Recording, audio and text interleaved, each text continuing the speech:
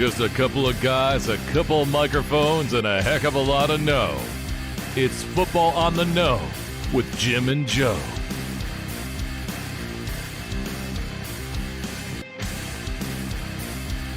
What they say, it's not the X's and the O's, it's the Jimmies and the Joes.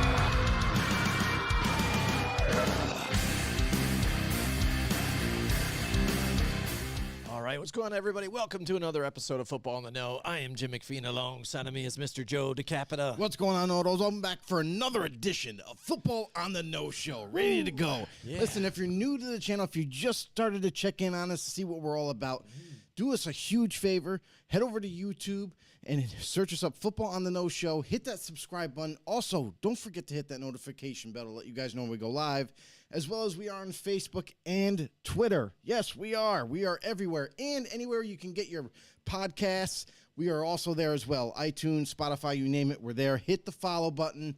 Follow along with us. And, let's have a blast talking football. Yeah, absolutely, man. And it's been an interesting week again, Joe. Some different upsets that happened.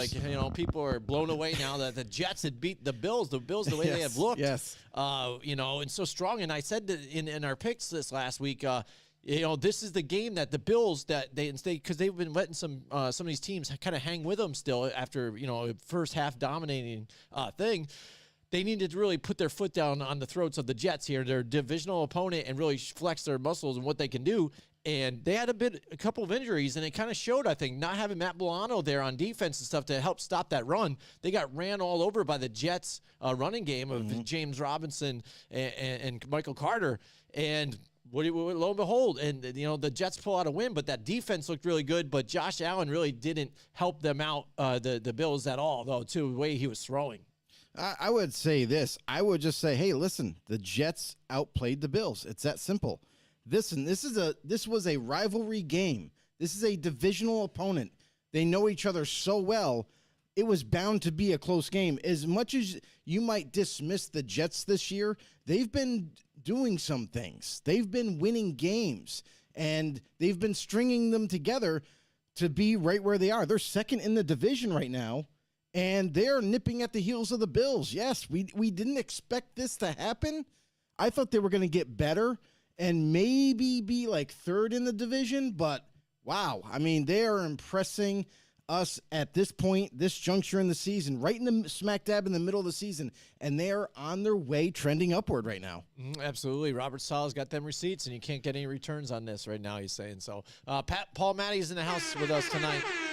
What's going on, Paul? Right there, he said, "What's shaking, fellas?" Man, we're excited. A lot of different things going on. I am not surprised, by the way, week to week of things that happen. I am no longer surprised because every single week there's a surprise of some sort. Right, that's true. And it's not even just what's even going on the field, but stuff behind the scenes and everything else. Just last night we had Election Day too, Joe. So it was crazy stuff with Election Day. That's right. Unlike most politicians, that what I said was fucking stupid. And that's what we try and do. We try to do the same thing here. Do our best. By the way, Jeremy Klutz in the house with us. What's going on, Jeremy? Welcome to the show. We got the news with Daniel Snyder here with the Washington football team too, with Bezos wanting to buy the team, and he's saying, no, I don't think so. I'm not selling to this guy and everything. So with Jay-Z involved. So now again, Jay-Z trying to get involved with buying another team with Matthew McConaughey involved in this one too. I think that's a kind of head scratcher too. But hey, if you want to throw your hat in the ring to try and go in on a team, why not? But I mean, it's just a funny different pair you got there going on. Well, I mean, to be fair, there's a lot of celebrities that follow football and are really huge fans. So if they have any kind of inkling, or if they have any hope to maybe obtain some kind of percentage of ownership of one, you got to get into these groups. You got to create like a massive group that has star power and money power, and to be able to even have a chance to go ahead and purchase one of these teams. Absolutely. Paul Matty says he went to the Jags-Raiders game over the weekend. Yeah, how about that? Sorry. That had to be an interesting game. The tale of two halves in that one again, too, right? But, yeah, again, a lot of different news. Josh Allen, dealing with that injury, but he's day-to-day, so it looks pretty good for the Bills so far. But, I mean, do you rest him this week against the Vikings to be safe? It depends. For the playoffs? Well, it depends. Depends on how he's feeling, right? But this is a game that they want to win, though, too. Like, they want to come back and prove to everybody, like, hey, listen, no, last week was just a fluke. Yeah, we took them too lightly, and we fell asleep at the wrong time at the wheel, and, the Jets took advantage. So they want to make a statement this week. They want to come back and make a statement saying, hey, no, we are still the real deal. We're still going to push forward and get the wins. All right, so what's going on in the news that's big so far that happened, Monday, or what was it? Monday, I think it was, right? Yeah, Monday. We had the firing of Frank Reich. Frank Reich got fired here. So, I mean, that was a big, interesting news that happened right there. So, I mean, here it is. If you look at his record here, too, he's just fired after a 3-5-1 start this season. Overall, he's got a 40-33-1 career. So, again, barely over 500. And then the Colts go ahead and sign Jeff Saturday out of nowhere, too. A guy who is just an analyst on ESPN.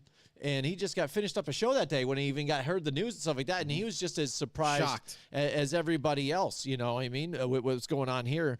But the difference here, we talked about this last week and about possibly the trend that was going on. I brought it up last week about, hey, Matt Ryan, the switch to Matt Ryan, which kind of perturbed him a little bit. And like, all right, so it looks like you're tanking on the season now, possibly. You've given up. Because you already knew what Sam Ellinger was anyways, kind of already. You've tried him out before a little bit. Not really. Not for a starting job. But still, when you look at it, too, then they went and fired their offensive coordinator, too. So you knew kind of the writing was on the wall eventually, the way the teams do this. But it happened quickly, just like that, Joe. It was like, said it maybe wasn't going to be the end of the season, but it really escalated quickly, just like that. And even really got out of hand fast. Jeff Saturday said the same thing because he's had a conversation with Jim Irsay just a little bit, and then all of a sudden it's like, hey, by the way, you got the job now, buddy. Yeah, it was very unrealistic. We'll put it that way. Not only was it shocking, but just so you all know, Jim Irsay said that he had plenty of experience. Well, you know what that experience entails? High school head coach. That's it. Nothing in the NFL, not even assistant level in the NFL. He was a high school head coach, and that's all you need, apparently. So if you're a high school head coach right now, hey, put your applications in now because next year an NFL team could be looking for you. Because Jeff Saturday, I'm sorry, all-pro center, great player, great person, but let's be honest, Jim. Come on. You're bringing a guy who has no NFL coaching experience at all. Yes, he played the game. We get that. And if you wanted to give a former player an opportunity in the front office or even like a positional coach or something like that, just kind of get them in the swing of things. But to just all of a sudden, he has a broadcasting career, and you yank him from that. Like, hey, you're the head coach of the Indianapolis Colts midway through the season. Good luck. I mean, that to me is, wow, it's bonkers. Yeah, it's ridiculous. It's out of the ordinary because, one, when you look at it and this happens mid-season, you usually grab somebody that's already been with the organization, move up interim, head coach, your defensive coordinator or something like that. Somebody, again, that already knows the players, been working with them, can kind of still run the same type of system or whatever. Not all of a sudden grab a guy like you said who's just been a talk show, who's basically, if you want to just break it down, or just slash analyst, who's still around the game and still kind of, he's been like a mentor to some of the people involved with the franchise still. But again, jump into this coaching staff that's already there right now. I mean, he's not going to all of a sudden say, all right, I'm here now, all of you guys are fired now, and then bring in somebody right away. That's not going to happen. I know, but isn't it awkward though, just to bring somebody in that, again, hasn't been involved with anything that the other coaches have been involved with, and then just jump right in mid-season. Yeah. In mid-season, it's one thing if you give the guy even a chance, but you do it when you're hitting the reset button in the offseason. All right, now go hire your staff. Let's see what you want to do. Put your print on the team right now. Now you throw them in midway. Normally in this situation, if you fire the head coach, okay, that's fine. The staff is still going to be there. You usually hire an interim head coach, someone that's in the staff, within the staff. Like for the Colts, honestly, I thought it was going to be Gus Bradley. I thought he was going to be the interim head coach because he's had head coaching experience and maybe just ride the wave the rest of the season. But this kind of shocks everybody. I think it even shocks Colts fans. Now, don't get me wrong. the fan in Indiana, the fans in Indianapolis are like, oh, this is cool. It's Jeff Saturday. We love Jeff Saturday. Yeah, that's all well and good, but this is not good because I want Jim Irsay tested for his alcohol, content in his body because he had to be drunk when he was on the phone call with this conversation. I don't even really know if he was sober when this all transpired. So that's one thing. The other thing, too, is for the Colts going forward, they've already Jim Irsay has already made the decision by making a move like this in the middle of the season when you fire Frank Reich, who, to be honest, 40-33-1 is not a bad record as a newer coach. So he's had success when Phillip Rivers was there. That was the last time that he brought a quarterback in, and it actually kind of led to some success. They went into the playoffs. Yes, they lost, but not they didn't have all the pieces yet. And you could still say the same thing about it even now. It's like they're still trying to recreate this roster. I know it's kind of been 3 years, and you want to see them turn the corner right now, but I think the only thing you could pinpoint Frank Reich and say he gets most of the blame for is for him kind of pointing the finger and said, hey, bring me Phillip Rivers, we're going to win. Bring me Carson Wentz, we're going to win. And now trade and bring me Matt Ryan, and we're going to win. That's really the only thing you could kind of point a finger at him and be like, hey, he said that he could win with these quarterbacks, and he's not winning with these quarterbacks. That's the only niche, the chink in his armor that you could take. So, I mean, for the Colts as a franchise going forward, Jim Irsay made it very clear when you make a move like this that you kind of just, all right, that's it. That's the end of the season. We're just going to do what we can for the rest of the season, make the best of it, and then we're pushing towards the offseason. It's like that's what he's thinking about. But then also, I thought was interesting about his press conference when he was out there, and he said why that he did hire Jeff Saturday, and he said the fact that he is not afraid. Just like many coaches, What does that mean? They get fearful and they get afraid of possibly losing their job or this and that, and they follow analytics too much. So he was really the fact. That's all opinion. But that's what I'm wondering. I'm wondering if he talked to Frank so much, and Frank was following so many analytics and made certain decisions that he did or whatever, because he kind of put it out there as like, I don't want a guy that does that. I want a guy that thinks outside the box, that has never been fired as a coach, that has never dealt with maybe having to make decisions here because he was fearful of his job and this and that. And I was like, huh. And, you know what I mean? It was weird. Hello, You know what have you ever, Jim, have you, Irsay, it's kind of strange, have right? you ever, like, you've been in the league for how many years? Like, you've been an owner of the Colts so for how many years? Just for a player then? My thing is, like, okay, every coach fears the end of their days. And that's like, why he did this decision. I don't. But no, that's it doesn't make any sense. Still, I know. But like, I mean, come that's on. funny. That's like that's why he did that's it though. ridiculous. It's like the fact that he doesn't have that experience. You know what I mean? There's really no logic there at all. Yeah, it is crazy. But Jim coaches Irsay, do their job.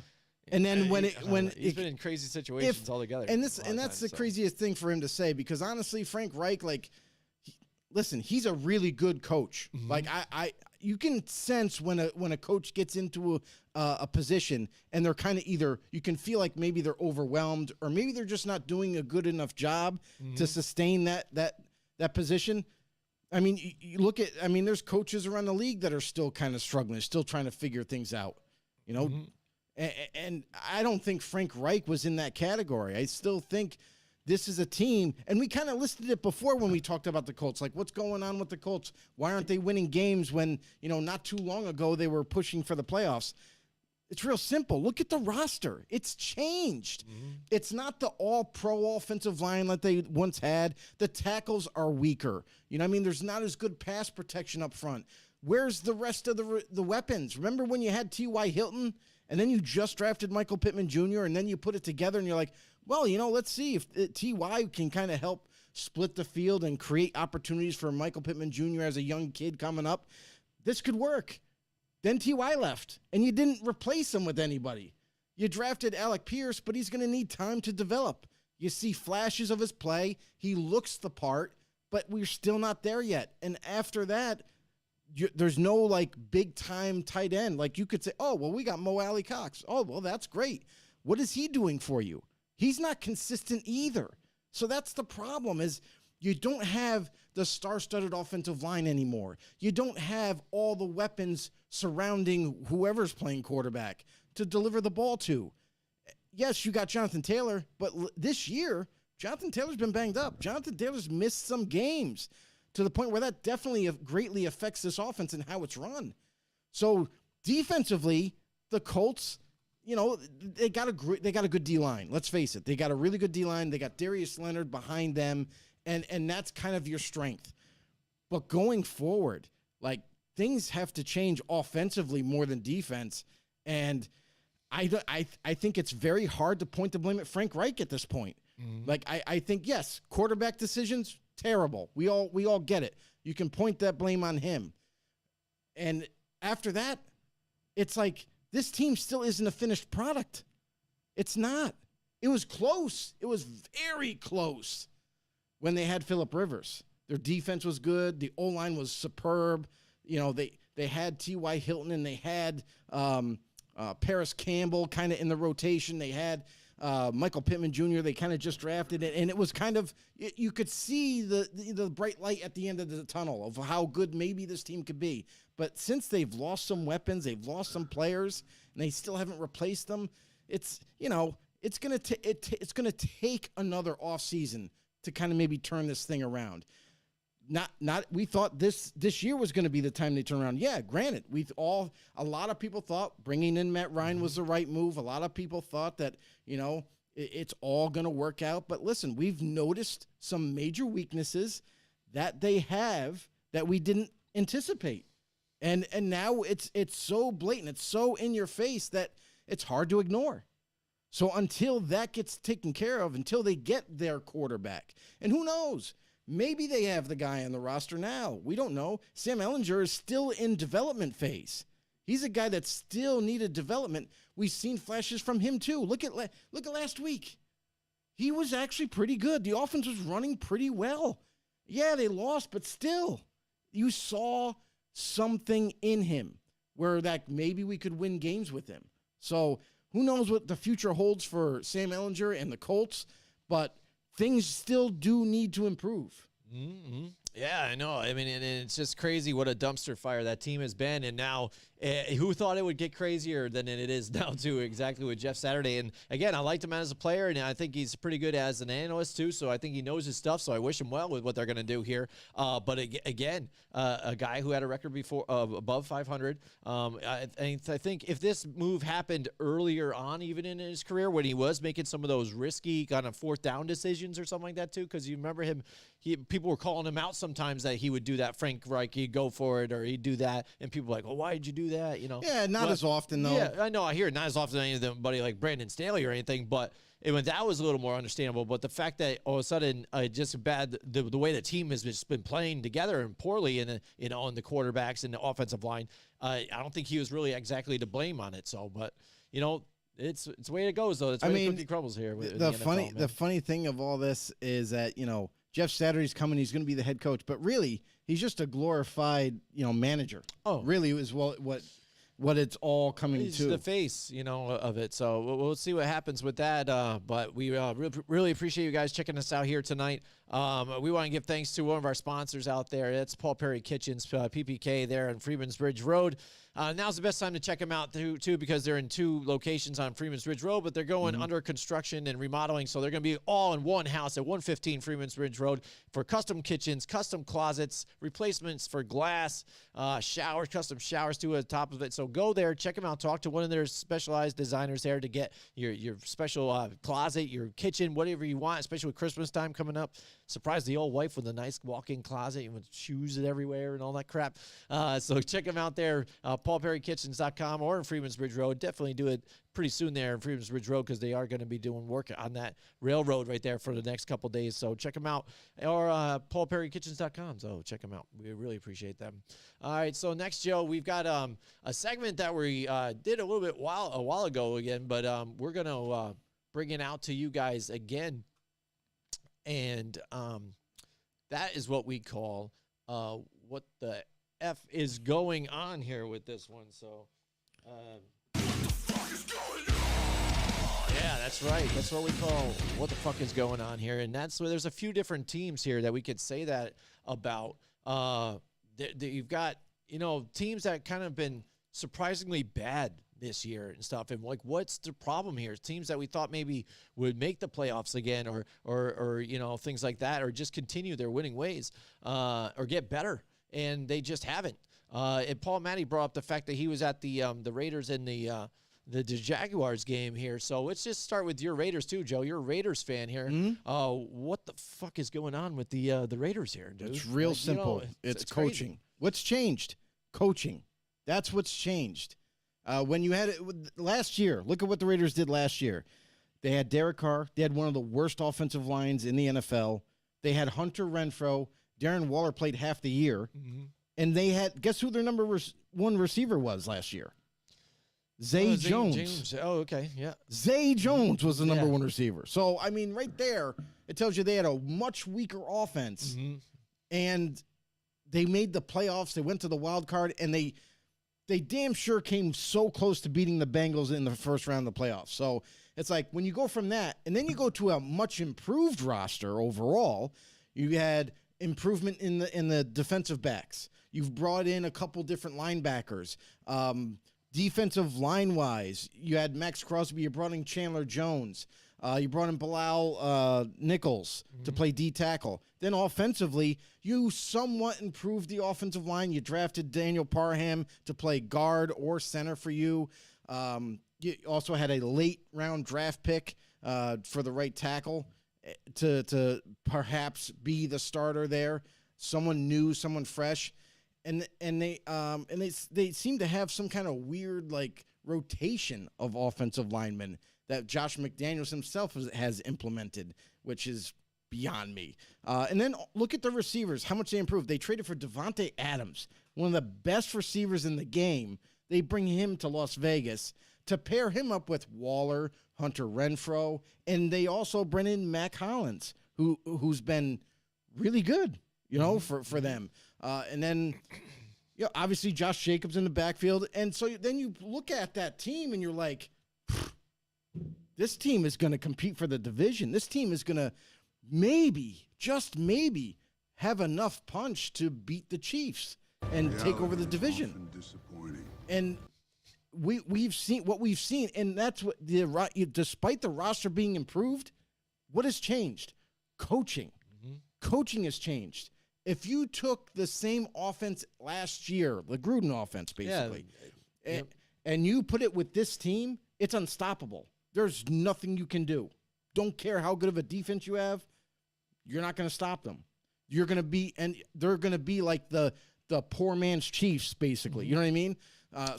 And you had your special teams coach, was it Ray Bisaccia? Is that what his name was? Rich Bisaccia. I mean, they seemed to get behind him, and they were winning, and they still made the playoffs because when he stepped in after the whole debacle and stuff. But Rich Bisaccia was just he was just the interim head coach. He was just a guy that was managing the game. But I mean, they still played better, right? Yeah, but that's because Carr knew the offense. That's because Gruden's offense worked really well with the players, and then defensively, they were bad on defense. They were terrible on defense. So. You fast forward it to this year, and it's like, what's changed? Well, roster got better. We got new coaches. What's going on? The coaches are simply not doing what's best for the players on the football field. I mean, when you have Devontae Adams, when you have Derek Carr, who lit it up the second part of the year last year, was killing it. He played great for the Raiders. And everyone wants to point the finger every time there's a missed throw this season. Every time there's, what's happening? Well, honestly, it's the most difficult offense to learn. Every player has said it now publicly. Waller said it. Devontae Adams said it. Derek Carr said it. It's like learning Mandarin is what they said. So if that's the case, you're making it way too difficult for your players to be successful. And Paul Matty says here, players not responding to the coaches either. And that's one thing about and for the first time not only the playbook, but then responding for the first time I've ever seen Derek Carr in a blatant argument on the sideline in the middle of the Jaguars game. Josh McDaniels and him were they were arguing. I've never seen anything like it from Carr. I've got audio of that. Here it is, Joe. Do it! No! God! Make your dreams come true! Please, no! Do it! No! Just no! Do it! No! See, that's what right straight from the sideline. That's it. It was both of them arguing right Perfect there. Couldn't get audio, that. too. I don't know how was. you caught that. Hey, I got my sources, you know what I'm saying? And like you said, last year's defense, the defense has kind of been bad as you're going through, because I remember you would even complain about Gus Bradley and these guys that were running defenses, you know, for past few years here. Yeah. But still, even this year, the defense, 32nd in turnovers, 30th, you know, 27th, you know, for points for. I mean, still not getting it done here, but then now that offense struggling hasn't been able to help them. But the thing is, too, that's puzzling, because at times it seems like they're all right. 3 times this year, they've gone out to like a 20, 30-point lead, and then in the second half, they go to bed, they go to sleep, and then all of a sudden it's gone. What happened? What the hell very happened? different, because the and they're like first half- the new like you know, Atlanta Falcons get made fun of because of the 28-3, you know, in that Super Bowl. These guys are doing it consistently now. Well, it's the first half. They're going out and trying to score points. Like they have plays and they're going to score points. The play calling is terrible in the second half. Second half, it's like Josh McDaniels, who calls the plays, is taking his foot off the gas. He's running a lot more. He's not like really calling the right plays to march down the football field to score a touchdown again. It's like, I don't know. He goes into a little shell in the second half in terms of play calling. It's terrible. There's no killer instinct there. And then if you ask McDaniels at the podium and during his pressers, he's just like, oh, well, you know, we're working on everything, and you know, we're gonna fix it. We're gonna get it right. It's just us trying to, you know, figure things out and come together as a unit and blah. All the cliche answers you can hear, he says. And it's like, dude, at some point, there's got to be frustration. And we've heard it from ownership. Mark Davis has had him in his office twice now in the middle of the season. And I don't know what they talk. Nobody does.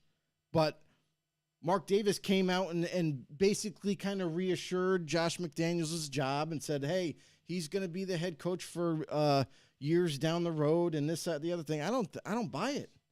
I when you had a team last year like you did, you conquered through so much adversity. Your coach getting, you know, resigning midway through the season.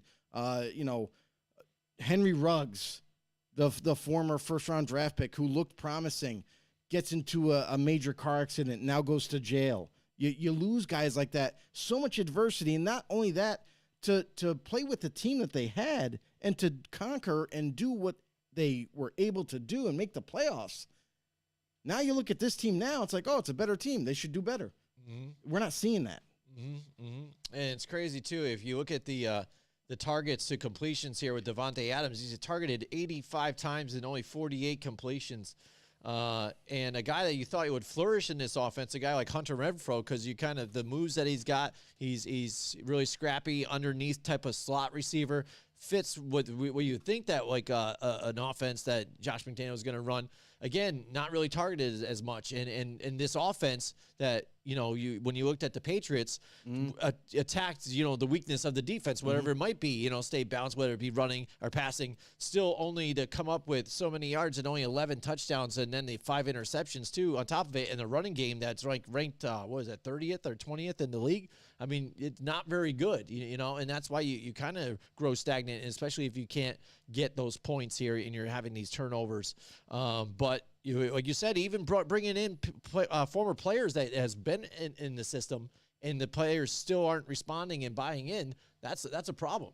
It's a huge problem, and it's something that you have to address as an owner. And it's crazy, you have too. to step in. Yeah, and does it get better? Does it get changed? Because, again, like I said, at times you've seen them, they competed with the Chiefs. They only lost that game by 1, 30-29. So, I mean, in a game, divisional game, where you said even tough before these divisional games, and the Chiefs, look at the way they're playing right now. They're looking like one of the better teams, and people had questions about them losing Tyreek Hill, and they've done well this year still despite that.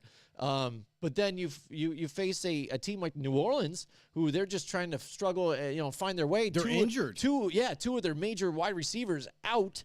Everything, banged up, and Andy Dalton, and they come in and they blank the Vegas Raiders. So I mean, it's very crazy. We're not sure. Again, it's coaching there and the disconnect. But I'll tell you this, what's going to go on for the future for these guys. despite- How long is it going to last? Despite what that stat says about the running game's the only thing that's keeping them in games.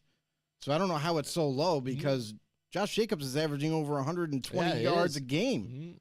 No, it's just crazy. No, it's definitely lower. In rankings along with the NFL, but That's I don't know. crazy. Yeah. Last two games, he has over 300 yards. Yep. Offense attempts 30th, and rushing yards 19th. So, and like I said, touchdowns 22nd. So that's what I was getting the 22nd from. But 30th again in attempts. So again, not really running the ball that much. And what it is Josh Jacobs, when he does, he's putting out those yards and getting bigger plays for them. But I don't know. Again, we'll see what happens with the Raiders. But it's definitely a head scratcher for me. I was definitely thrown off by this and surprised. I thought maybe they could, again, with the personnel that they had something better. And should be doing something better for them. But let's move on to the Arizona Cardinals here. I think of the Cardinals are another team where I've got to say, what the F's going on here with these guys, because if you looked at their records too as they were building, they're getting better too. And despite losing some of the players that they had last year, I still think they had enough to grow and do better. It looked like maybe Kyler Murray was kind of getting into his own, and then he had his playoff experience, didn't go so well, but maybe this year grows from it, moves on. And but no, the total opposite here again, and just failing to put up anything on offense really. And the defense lackluster altogether too. And Kyler Murray, now he's even banked up again, so who knows what's going on with that, but just not looking very good. For the Cardinals, it's going to be different. The second half of the season is going to be much different because you look at the first half of the season, they had a healthy offensive line, right? But who did they have for weapons? Hollywood Brown wasn't as consistent as they thought he would be in the offense. So there was a little bit of, miscommunication at times with those two, with Kyler Murray and Hollywood Brown. And then they didn't have their number one guy. They didn't have DeAndre Hopkins. That was the biggest deal, is because utilizing Hopkins changes this offense altogether. I know one guy doesn't make a team, but one guy makes that much of an impression against other defenses. So for Kyler Murray, he's been missing that go-to wide receiver. And now that Hopkins is back in the loop, now you're starting to notice this offense kind of trend upwards again. Kyler Murray is making things happen when there's nothing there. He's using his legs to get more yards. He's throwing it to DeAndre Hopkins more often and keep moving the chains that way. This is a team that is going to be one of those second half of the season teams where they're going to start making their run. Their defense has improved. It's not great, but it has improved because now the defenses they're not having to be on the football field that long anymore. The Cardinals are no longer going 3 and out in every single game that often. So you're looking at this team now. If they can get healthy on the offensive line front, though, they still have they're missing Rodney Hudson, their all-pro center. They're missing a couple of offensive line starters that they could really utilize right now, and they're still waiting to get them back. But when they do, you could really see this Cardinals team kind of take off in the second half of the season. Yeah, again, you look at the defense, we're talking about it. Points for 31st in the league, and yardage 26th. Not doing so well there too. But the offense, again, even though, again, I'm saying, they're not pulling it out and getting some victories here, still ranked 16th and 17th. But Kyler Murray still having to try and do a lot on his own too, because again, a lot of injuries. James Conner getting banged up a lot too this year too. And maybe just lack of some of those weapons, not being able to have that DeAndre Hopkins for most of the season. We'll see if they can turn it around here too, because again, the hot seat is there. A lot of people have been asking about Cliff Kingsbury's job, especially if you look at his career as coaching here. Unlike Frank Reich's, he is below 500, and he's got a 27-30-1 record right now. So again, if he can't turn this thing around too, could be short-lived, and who knows? Does that mean Kyler Murray goes along with him? Because they did draft Josh Rosen, which that wasn't working out for them either. But he instantly, when he came in, he's like, I'm going to go with this guy right away as my, first pick here. Go get him to Kyler Murray. And they kind of got to, I guess, live and die together here, I guess, if that's what you're looking at. Well, for Josh Rosen, that wasn't Cliff's guy. Yeah, exactly. So, I mean, he already knew, he had his sights on Kyler Murray for the following draft, that's who he wanted. And he told ownership, he told the GM that if we can get him, if he comes out in the draft and we can get him, that's who I want. That's who I can win games with. He fits my offense perfectly, and it has worked. And for some of the stats that we're reading off right now, take them like a grain of salt, because that's for the whole season in its entirety. It's going to be a tale of two halves. So, yeah, they might have been one of the worst defensive teams in the first half. That can easily change in the second half of the season, because as they're getting players back from injuries and everything, that's going to change the schematic of this football team, and it's going to change how well they play going forward. We've already noticed a huge bump in this offense since Hopkins has returned. Despite not having their healthy offensive line, they've managed to move the ball now with Hopkins in the lineup. So Hollywood, unfortunately, sustained injury and he's left. But with Hopkins returning, that kind of generates this trust that Kyler Murray has in him, and they're able to open up doors that way. Absolutely. So again, it's a lot of different questions here with some of these teams. We just got to ask, what the fuck's going on with these guys here? But, we don't ask that question about what the F's going on with these next guys. Joe is going to tell you guys about our friends at Mohawk Honda, Joe. Mohawk Honda, that's our boys right there.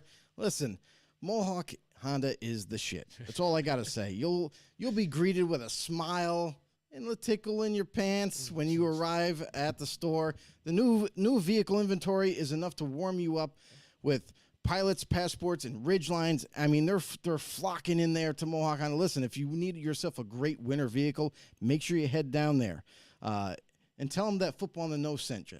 Remember, this is the best time ever to sell your vehicle. It's just another advantage you get from the #1 volume dealer in the Capital Region. General Manager Greg Johnson and his team of sales consultants are always available to help you in the buying process. The seasons are changing, but at Mohawk Honda on Freeman's Bridge Road in Scotia, we always go out of our way to please you. There you go. That's right. Mohawk Honda. We love that, Joe. I love it. I pulled an Anchorman moment on you, and you did it greatly. I loved it. That's amazing. You know that Joe just reads from the teleprompter, yeah, right? Exactly. It was amazing. Doesn't change but anything. It sounded good though, didn't it? It sounded really good. Like I think I would get a car from It Mohawk sounded Honda better. now, right? That's It sounded awesome. a lot better. Awesome, excellent. So yeah, we're still asking what the hell's going on with everything here with teams in. You got to say it too about the Los Angeles Rams too. Exactly, Joe.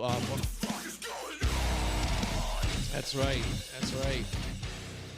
This is one of those teams that we this is one of those teams that we thought coming in here, like, listen, they're former Super Bowl champions. What did they really lose, right? Did they lose enough to kind of change the schematic of the team this year? We didn't think so early on. We thought, like, okay, they brought Aaron Donald back. Remember, he was thinking about retiring. They're like, no, come back for one more year. Let's go for another one. Everything's all good. They still got Jalen Ramsey. They still got the kid Hill plays opposite Jalen Ramsey, who's really good, Troy Hill. They got some weapons still, And then, let's put some icing on the cake for that defense. Let's bring in Bobby Wagner. Add him to the team. Man, this team's looking pretty good. And then some offensively, veterans, you have Stafford coming back. You're like, okay, well, as long as we can protect him, he'll light it up, right? They brought in high-priced free agent Allen Robinson to the fold because there was no more Odell, no more Robert Woods, but they still got Cooper Kupp. Man, they could still make this thing happen, and they made some improvements where there was holes, and it's like, hey, as long as they can stay healthy, man, this team is going to be legit again, right? No, not really. Pile of shit. So now what we're noticing from the Rams is that offensive line has been critically hammered with injuries. The interior of that O-line is just terrible, The communication at the center is horrendous. He's not picking up the blitzes at times. He's not making the right calls at the line, the right blocking schemes and what have you.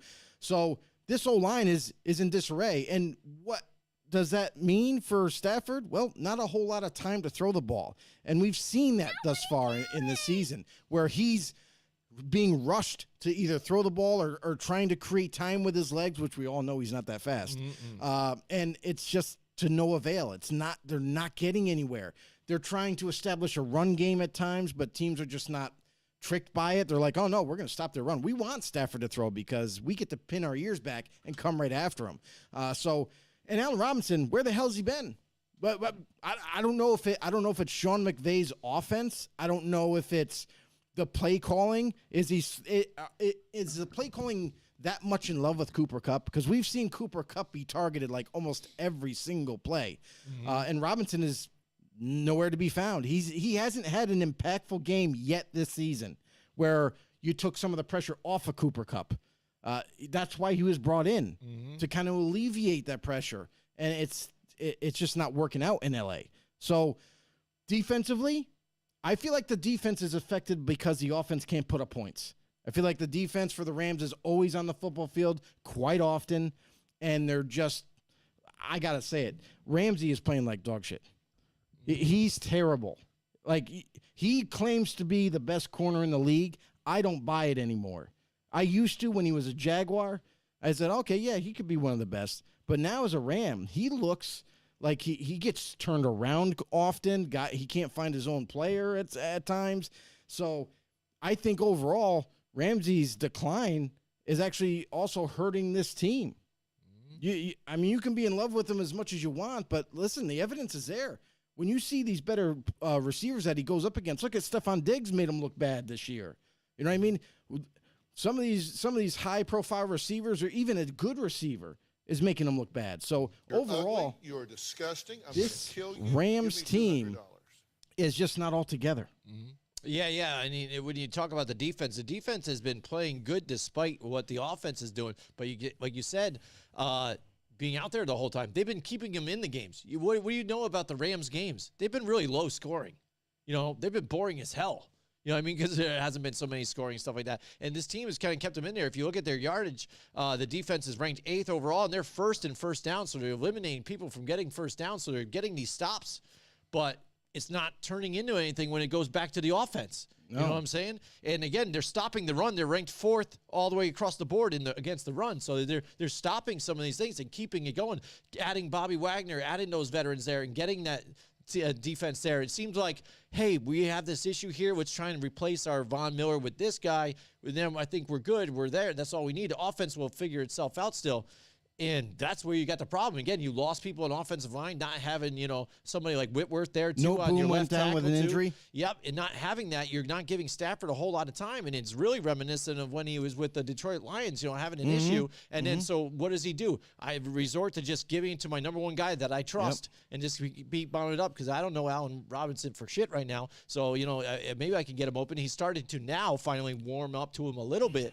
But again, when you have no time, he's not going to be able to do it because, like you said, he's not exactly a guy that's going to take off running on you, and they're not afraid of him doing anything like that. And he's fairly injury prone too. So what are the teams going to do? Try and pin their ears back and try and hit him and knock him out a little bit too, and get him down. So much now too. You're looking at it this week, and now he's under concussion protocol. So he will not be playing this week. Well, so. he's in jeopardy of not playing. He's got to pass the concussion protocol this week. Yeah, so we might even see, was that Wolford, the guy that was their backup here? So actually, he's not bad. He's not bad. He did okay when he was in there for him, what was it, last year or before? But this is what you're facing now, and this is what happens. And like what we talked about a little bit last week too, I think with Sean McVay, with a guy that is supposed to be this offensive guru, and this guy that knows the X's, O's, everything, and photographic memory or whatever, and stuff. Can't do something to eliminate some of these issues. Can't get that offense going even with the running game. Mix it up. Different schemes to get it to somebody other than just Cooper Kupp. I mean, if you look at the offense, they're ranked 29th and 31st. I mean, did you ever think that would happen out of Sean McVay offense, with the way they talk him up so much the fact that, Jared Goff wasn't enough of a quarterback for him. They went out and get Matthew Stafford to get them to the promised land last year, and now they're a whole different team this year. Just defense still good, but that offense is a shell of its former self. Well, what does that tell you, though? It tells you that your offensive line's terrible. I mean, really, that's what it is. What does that tell you then, even with some of these as quarterbacks then, too? offensive line is key. If It's Tom been Brady key. never had a great offensive line, is he even going to be Tom Brady? No, it's not. Nobody is going to be anybody. Aaron Rodgers, Tom Brady, Peyton Manning. Like, if we think about like all the great quarterbacks that have played in this league, nobody is going to be anything special. If you don't have a decent to good offensive line in front of you, it doesn't matter how great you are.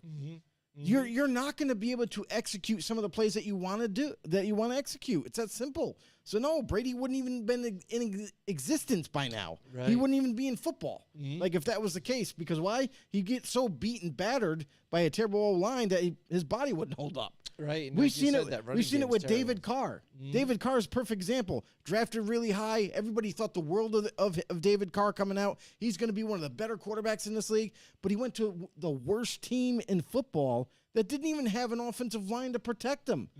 Every down he was getting beat up. I mean, hit hard every time. So he didn't last long. No, he didn't.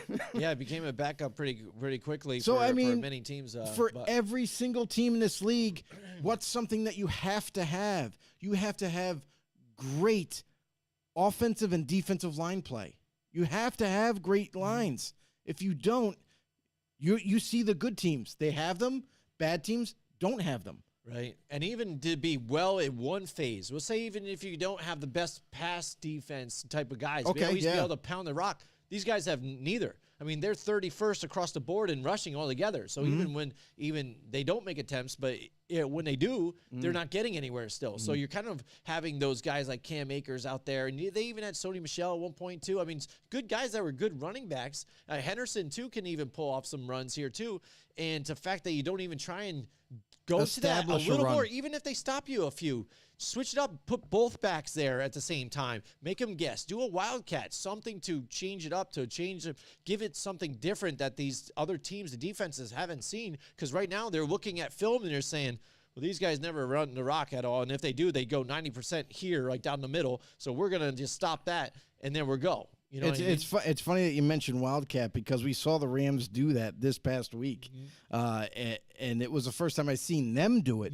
But I feel like this week, a lot of teams were doing it they have close to the goal line. And it like the Saints do it often because they have Taysom Hill. Taysom Hill.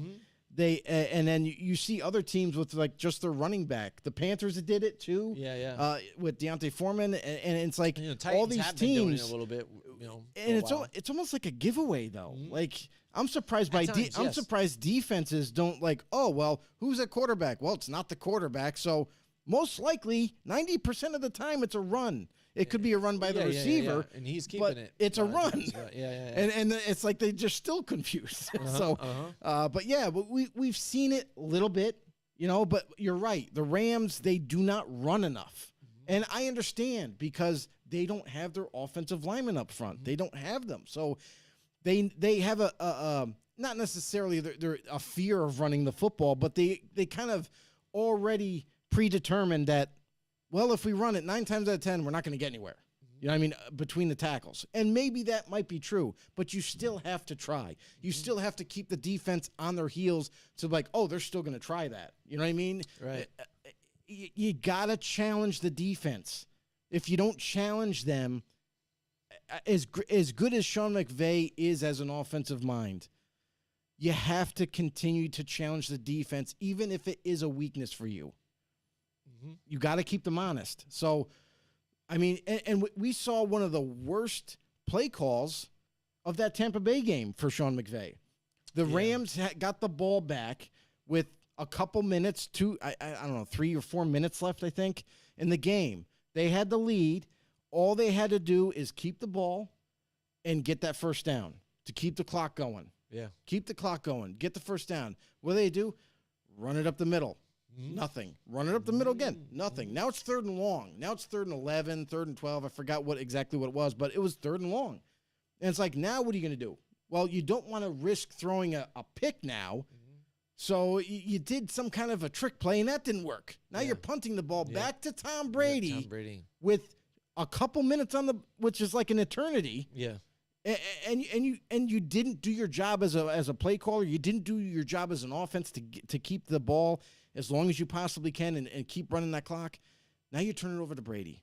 And Raheem Morris, I'm calling you out now.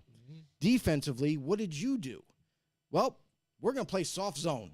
We have 2 corners that are more than capable of playing man, but we're going to play a soft zone. We're going to not only play soft zone, we're going to play like 12 yards away from the receivers. That's where our starting point is. So we're not going to let you throw it deep, Tom. I don't know why they were concerned about that, but we're not going to let you throw deep on us.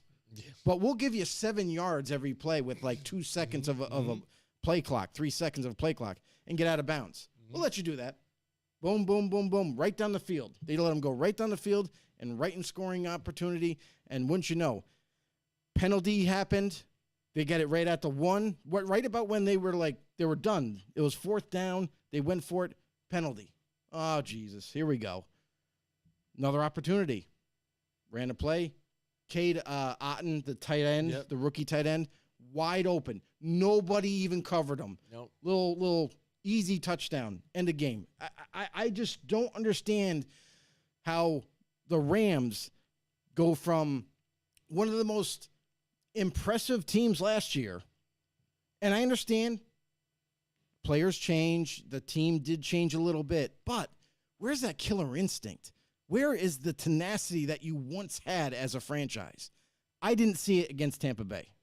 Absolutely. So there you go. The Rams. You just made the list. You just made the list. Again, in Joe's list, again, looking at Raheem Morris, both of those guys, Sean McVay, the way they treated again. They blew it. They blew it. Absolutely. And we hate to see it when they go that prevent defense, given all that room. That's what he wants you to do. You just fed right into it. It's very frustrating as a fan and somebody to watch it all the time. When we watched Tom Brady in his glory days in New England, a lot of teams kept playing zone against him, and he would tear them apart, right? He's openly said that he loves He said zone. He hates man. Yeah. He can't stand it because now the windows are so tight that he's got to fit the ball in. Not that he can't do it, but it makes it that much more difficult. Yeah.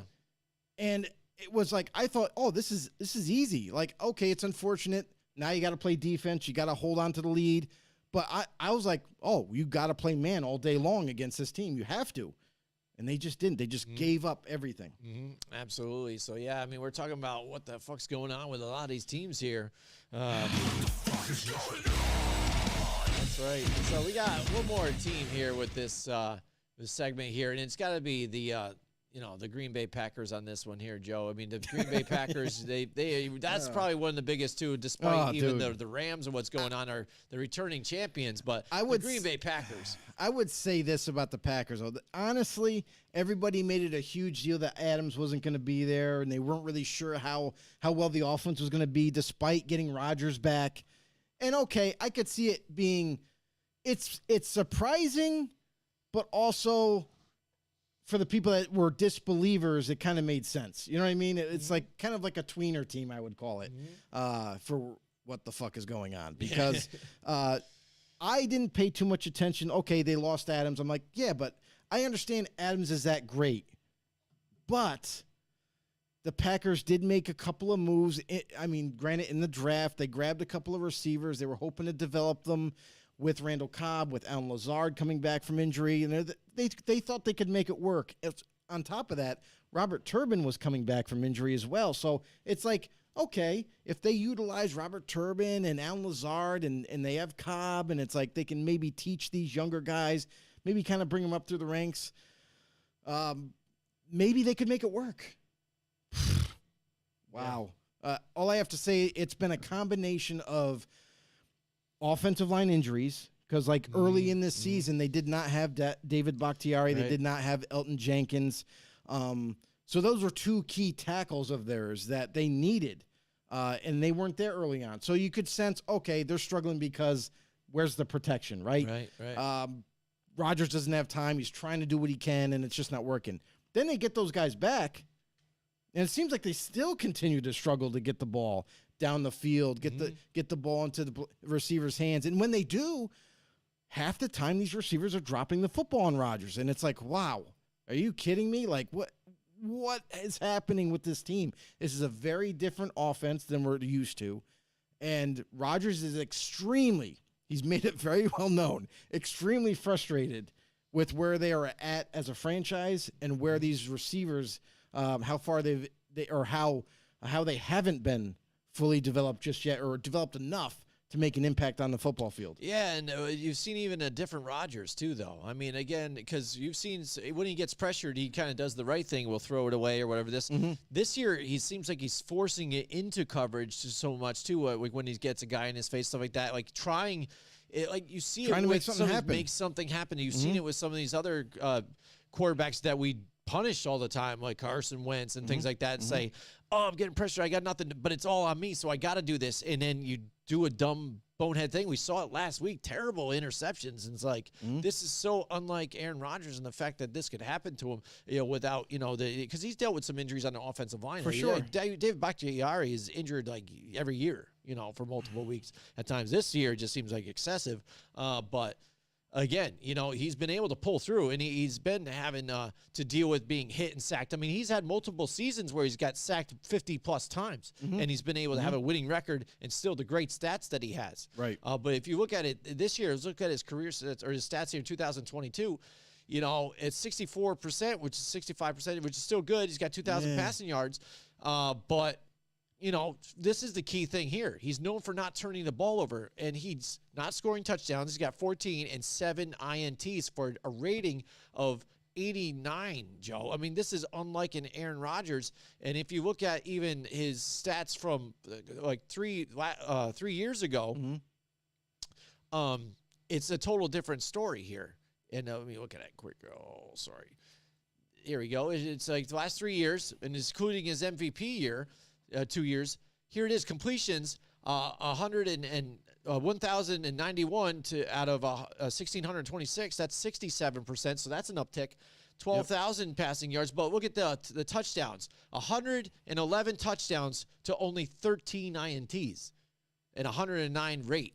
That is insane. I mean, that's what he's kind of used to. In those seasons, he went with 13 wins there those seasons. So what really has been the drastic difference? He's getting sacked 20 times this season so far again. So that's a little higher than last year, but not that much. So still getting the pressure on him. But is it the fact that just he hasn't had a Devontae Adams, somebody that he can rely on? And when he is getting the ball out, the drops, the things like that, so that he figures like, I'm just going to throw it out there and we'll see what the hell happens. Maybe one of you guys get it. I don't even know if I see you over there. He's giving his receivers an opportunity to make a play, much like he did with Devontae. Devontae just made the plays, and these guys just aren't as good as Devontae. It's that simple. But when you see him to try to make those plays happen, it's for a reason. He's trying to give them the opportunity to make a play. It's not Rodgers is making a poor decision. It's he believes that his receivers should win no matter what. Just like when Devontae was there, that's his belief. So he's trying to trust these receivers. He's trying to give them an opportunity to make a big play, and they're just not doing it for him. I will note this, too, is that they did change in the interior of that offensive line as well. No more Corey Linsley. He's not there. They're center for a long time. And I wonder, I don't know, but I'm just kind of curious.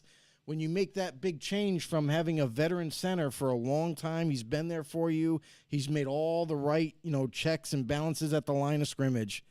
You change that player, it's going to change how that young player sees things. And maybe he's not making all the right, correct calls at the line. So, which in terms, you look at Rodgers trying to create more room or getting sacked more often than not than we're used to. So that could be also a part of why this offense is stagnant at this point.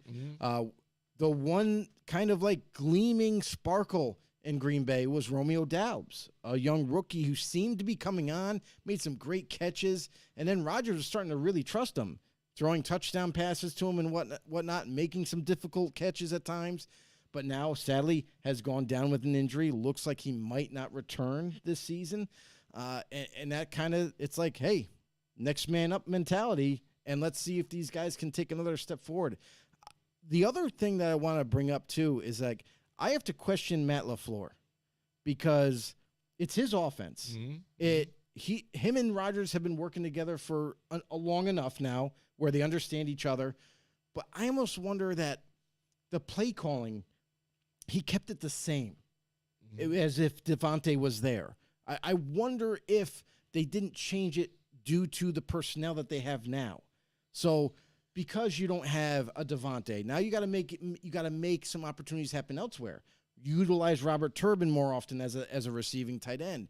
They still use Alan Lazard. Obviously, he's their go-to guy when he's out there. But Cobb, when he comes back, like he's got to be part of this whole ordeal. Christian Watson's got to be brought up in the ranks and start to be, utilized more. So I just don't know if. Because part of this whole plan that they had going forward, I don't know if LaFleur has called the game differently based on his personnel, or if he's still trying to make things happen as if Devontae's still there. Mm-hmm. Yeah, and I think one thing that kills them, first of all, turnovers. That because they're getting yardage, of course. They're getting of there. Course. But then also in the red zone. Again, they're ranked 26th in the NFL for in the red zone, so they're not getting there, especially in the run game, and not being able to pound the rock in like they've been able to do. Because Aaron Jones would be able to get some runs out there. It seems like A.J. Dillon's not really as effective as he's been in the past anymore, here. no. So so you take away that 1-2 punch kind of tandem that they used to be doing here. They could rely on to maybe alleviate some of that pass pressure and not getting to the red zone and not being able to put up those points here and keeping these other teams in it still. And then those turnovers at crucial moments just pulls it out, and then they can't win here. And you mentioned Aaron Jones, and this is the unfortunate thing, too, is that Aaron Jones is going to miss significant time right now with an injury. Don't know if he's going to be able to come back after 4 weeks, or it might be a little bit longer, but he's going to sit out some time. And now it's come to the point where, like, now A.J. Dillon is still struggling. So now you're going to have to utilize on the guys, the backups. There is a rookie running back that they drafted this past year. They're hoping that he can kind of maybe light a spark, get something going as a running back for them on the ground. So they're going through some more turmoil. Aaron Jones is not going to be able to play. So it's like, when's it going to get better? And it seems like, listen, I got to say this, the Packers defense, despite what they've had to endure, they've been playing lights out. Yeah, I mean, absolutely. Yeah, Packers are losing games, but this defense with Jair Alexander returning now as their starting corner, definitely shutdown corner type of player. And they are really starting to bring the heat. They are playing great football defensively. They are stopping opponents. It's hard to run. It's hard to pass on them. And they're doing their job. But the offense with Aaron Rodgers, they still got to figure things out. Yeah, they've definitely been number one, number two in against the pass. Not so much on the opposite side against the run. But, again, ranked 15th overall, 6th in yards. So to getting it done there and keeping them in the games, that's what I mean, keeping these games close. But when that offense stagnant and can't get it, you can't. You bend and then you finally break here, and you can't get it done. Unfortunately, I will say this: that this past week the defense did take a little bit of a hit. Rashawn Gary went down with an injury as well. So yeah, Aaron Jones on offense, Rashawn Gary on defense is done. It may be season ending for Rashawn Gary, and he's actually been an impressive. He's been an impressive defensive player for the Packers since being drafted. Converted from DN to linebacker to fit in their scheme, and lost a lot of weight and trimmed down, and he's been flying all over the football field. He's been tremendous. Yeah, absolutely. So, I mean, we'll see what happens with them. But I often, too, think about different things, body language, and again, and I'm not jumping to conclusions altogether, though, too. But when you think about the offseason that Aaron Rodgers has had, the fact that even last year, we'll say when he was dealing with COVID, he's changed a different lifestyle, too. I mean, he's taking herbal supplements. He's on a lot of different, a spiritual, whatever it is, end up a different lifestyle. Ayahuasca. He's got the ayahuasca there. And then, again, he took a herbal supplement or whatever to be immunized for COVID or whatever. But he was already kind of short-tempered before, though, too. But did he say when he had those losing streaks earlier on, he was famous for saying that, relax. Relax. He's not relaxing right now, Joe. No, he's super stressed out. He's super freaking out. And when you do that, and no offense again, when you're on drugs and maybe that you're a drug addict, you blame other people. You get mood swings. You get super frustrated. And again, and it's not your fault. You feel like you're by yourself. And I'm sorry, I am kind of putting parallels to some of this. And it's not even like the fact that maybe, and I'm not saying he's on, crack or whatever, stuff like that. But no, he's maybe not. certain the things he's doing, though, maybe whatever it is changing his mood, though, too. And maybe the fact that he was away from the game, maybe doesn't have the same type of love for the game either. It's a different type of stress that maybe he's dealing with now, with the addition of his different lifestyle that he's been through now. And the fact that he doesn't have, weapons here on it, because that adds to it. I just people think, when they all of a sudden dive into alcohol a lot in there, and they go from just drinking a few drinks, and then they're an alcoholic, their mood swings more. Life is terrible, blah, blah, blah, and this, and it's not my fault. It's that person's fault. But I mean, there's a lot of parallels here. I'm just saying. We looked into the Hayaska. We looked into the Hayaska, and it doesn't have mood swings. I mean, I think this is more about Rodgers being a perfectionist and demanding results. Listen, this is a guy that they had to talk to come back to Green Bay. Said, hey, you come back. We're going to make some changes like you want. We're going to add some receivers to the roster like you want. We're going to make things work for you. Come back, come back, come back. He agreed to come back, and he's not seeing the results that he was promised. That's where you could see the big frustration on him. You're seeing a different persona on the football field, a very much aggravated quarterback, a very much, displeased leader on the football field in his team and his execution on the football field. So, yeah, I just think it's one of those things where, like, they convinced him to come back, and he's not being able to distribute the football like he normally does. I mean, that's could be as simple as that, too. Mm-hmm. Winners don't use drugs. Winners don't use drugs, though, either, Joe. All right, so there you go. So that's our what Except the for F injuries. is going on situation here with everybody. So, I mean, again, a lot of different teams that were in the playoffs last year, it looked like they were trending upwards or at least staying with one of the upper echelons. It's trending downwards right now and having a lot of problems, a lot of issues, a lot of things going on in the locker rooms. Different and stuff things. Like that. And this it's is just crazy. This is the other part of it, too. And this is what makes our jobs, Jim, extremely difficult, is because we try to predict how well these teams are going to play in the offseason. Yes. You know what I mean? So now we're starting to see full spectrum of what they're going through now at this point in the season. What are their weaknesses and their pros and cons? And it's quite shocking, to be honest. Mm-hmm, absolutely. What's not shocking is the value in service that you get from Colorize. That's one of our sponsors too, as well, Joe. That takes care of us. And in the December month, pretty soon we're going to have a cool giveaway involving Colorize. So I can't wait for that. So it's going to be a lot of fun. Colorize, the paint professionals. Yes, they are Benjamin Moore dealers, but you know what?